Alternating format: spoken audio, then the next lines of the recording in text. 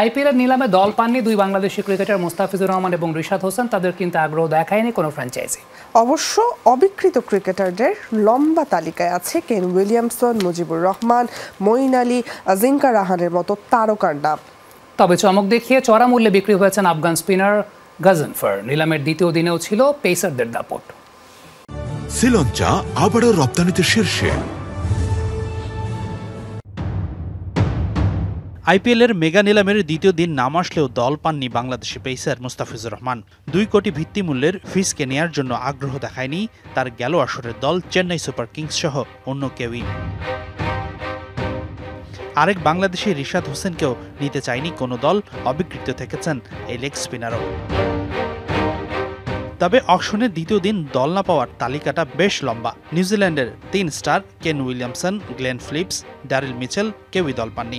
অবিকৃতর তালিকায় আছেন আফগানিস্তানের মুজিবুর রহমান, সেই হোপ, আদিল রশিদ, কেশব মহারাজ, অ্যালেক্স কেরি, মঈন আলীর মতো নামি দামি স্টাররা।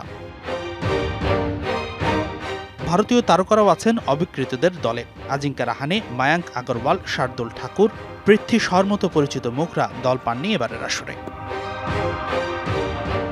আল্লাহ গজনফর এই নামটা আন্তর্জাতিক সার্কিটে খুব একটা পরিচিত না হলেও বাংলাদেশি ক্রিকেট প্রেমীদের কাছে পরিচিত হওয়ার কথা। কিছুদিন আগে আফগানিস্তানের এই স্পিনার একাই ধসিয়ে দেয় বাংলাদেশের ব্যাটিং লাইন আপ। আইপিএলের নিলামে বাজিমাত করেছেন এই আফগান। ৭৫ লাখ ভিত্তিমূল্যের এই ক্রিকেটারকে দলে পেতে 4 কোটি ৮০ লাখ রুপি খরচ করেছে মুম্বাই ইন্ডিয়ান্স। ভারতীয় স্পিন অলরাউন্ডার ওয়াশিংটন সুন্দরের ঠিকানা গুজরাট। 3 কোটি 20 লাখে এই বোলারকে নিয়েছে দলটি। আরেক স্পিনার ক্রুনাল পান্ডিয়াকে 5 কোটি 75 লাখ দিয়ে কিনেছে বেঙ্গালুরু। এদিন ভারতীয় পেসারদের দাম ছিল বেশ চড়া, 10 কোটি 75 লাখ রুপিতে ভুবনেশ্বর কুমারকে নিয়েছে রয়্যাল চ্যালেঞ্জার্স বেঙ্গালুরু। আরেক পেসার দীপক চাহারকে দলে নিয়েছে মুম্বাই ইন্ডিয়ান্স। খরচ হয়েছে 9 কোটি 25 লাখ রুপি।